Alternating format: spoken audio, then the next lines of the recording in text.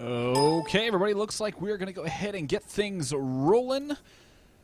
Liaison, how you holding up? Yes. Holding up all good? Yeah, man. Yeah, these first two games have been really, really entertaining, I thought. We got two mirror matchups to start off, and now kind of diverting a little bit on a map that I personally don't enjoy playing on, but I think that as far as casting is concerned, you get some really interesting games on here. Yeah, should be pretty good. So we're going to be warping into Frost Ladder Edition here really quickly as we are loading in. There we go. Good evening, ladies and gentlemen. My name is Cha0S with Thunderdog eSports, bringing you game number 3 here on Frost Ladder Edition, spawning in the upper right-hand corner for Crossfire Gaming. It is going to be the loud and race ThuNdeR. And in the top left-hand corner for Imperative Gaming, the red Terran player simply called Greg. Yes, good old Greg. Good old Greg. So, we are going to have a PvP on Frost Ladder Edition, and actually this should be good, I think. Finally, These spawning positions are nice, I will say. yeah.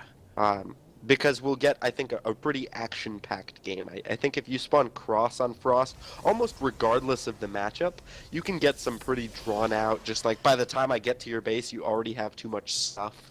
Yeah, pretty and much. I have too much stuff back at home that can't contribute to the fight kind of situations. Yeah. But these spawning positions, I think, are pretty good.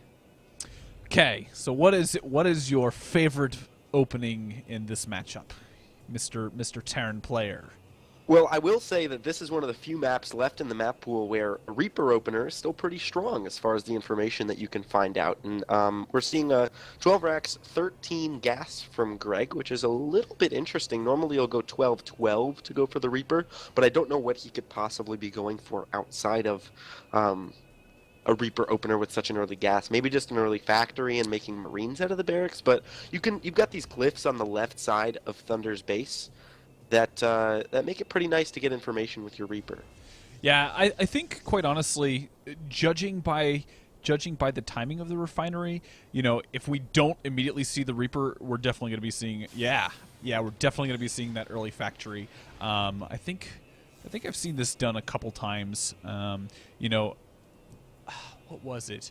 Usually the follow-up, sometimes you'll see, like, really, really fast Widow Mine drop type play. Right. But actually, we do see a second barracks going down, which is kind of interesting. So we'll definitely have you know what this could be? What? And I don't know if it will. I kind of hope it will be. But there's this build that's out there right now. That's a 2 racks proxy factory build.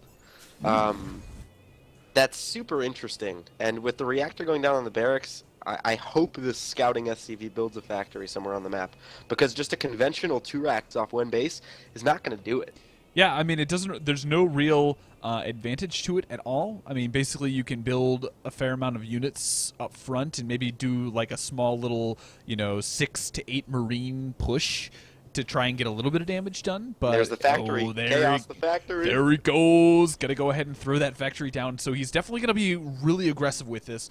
We do have the tech lab coming up, so he's definitely going to be probably going straight into stim, would be my guess. Yeah, so let me give you a little bit of a rundown of what this build is supposed to accomplish.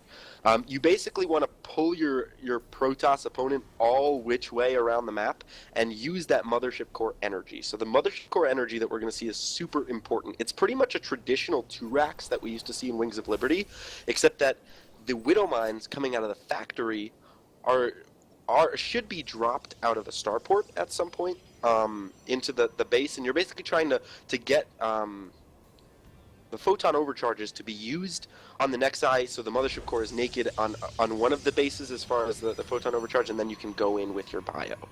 Now, we do have Concussive Shell actually coming out really fast, and we actually are seeing Greg go ahead and push across the field. So he could actually just be going for not necessarily to bait out the photon overcharges, because obviously that's kind of inevitable.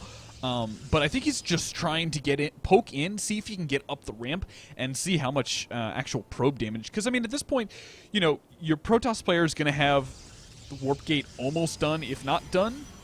and it really just depends on what tech path that the Protoss player goes. So we'll have to see how that all pans out as these 6 Marines do go ahead and come on in. Yeah, but I think that the Nexus should finish in time, and he does have enough for a photon overcharge in the main. I think that's what he's trying to bait out, so he can calmly go down to the natural and kill off this Nexus, and he has baited it out. The Widowmine does burrow. Yeah. Gets a couple kills. Yeah, I think overall pretty decent. Actually, he might be able to sit down here and take out this Nexus. I mean, with ThuNdeR not really having any units at this point, I mean, he only has... Well, that's what I was talking about, Cha0S. So the photon overcharge is basically the Protoss defense. What he did was he forced it out in the main, and then came down to the natural, and he might lose the Mothership Core, it barely escapes, but now he can calmly, without a photon overcharge, just focus down this Nexus. Yeah, I mean, and at this point, with that being baited so early, the photon overcharge is going to finish up here relatively soon as, I mean, and yeah, there it goes. So yeah, he's got pretty much free reign as far as this main is concerned, and with Stimpack on the way as well as the Starport, I mean, there's not really a whole lot ThuNdeR can do at this point. Well, ThuNdeR is going with the philosophy we all have come to know and love, which is when behind Dark Shrine, right? He's got his Dark Shrine about 10 seconds from completion, but will he even get there? He's pulling probes. Yeah, and probes versus Marines, that just not working out too well. So first gateway actually will go down, so there's only one gate that he can produce off of. And, you know, back at home, he doesn't... He has barely enough for a scan, so yeah, scan will go down, and I'm pretty sure that ThuNdeR is going to be storming away. Well, one more DT. If he can get it out, he could stabilize because he can kill this army, or at least force it to retreat.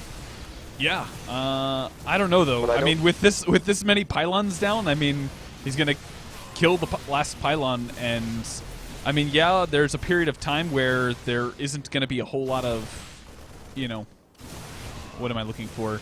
Like, he's not going to have a scan, so, I mean, all he really needs to do is focus down the Nexus, and if he can get it out, get it down, I mean, that's game over at that point. Scan will go down, and, yeah, loss of words. Yeah, no, I definitely wouldn't say that ThuNdeR would have come out ahead if he could have gotten that, or when he did get that DT out, but it was his last saving grace, and that being taken out now doesn't seem to be too much hope here. ThuNdeR's like, yep, just trying to find out some information here. Yep, GG is called, and yeah, Crossfire Gaming going to be taking game number 3, putting them up 2-1. So we will have to see whether or not Imperative Gaming can get back into it. Well, that was Imperative actually taking that win there, Cha0S. That was Greg for Imperative. Fail. Taking down ThuNdeR. Yes, so fail. Still 2-1, just the other way. Just the other way, yes, indeed. Just the other way. So we will update the scores and get things going, and yeah. So we will go ahead and get things rolling into game number 4 here relatively soon, and see whether or not Imperative Gaming will take it, or if Crossfire Gaming can put it into an ace match. So I will go ahead and cue the music, and we will get things underway. So stay tuned.